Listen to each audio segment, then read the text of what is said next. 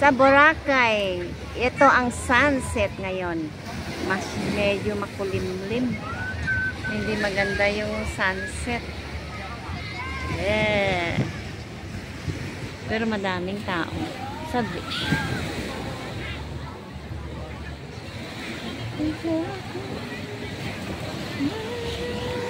Doon yung lahat yung sailing boat.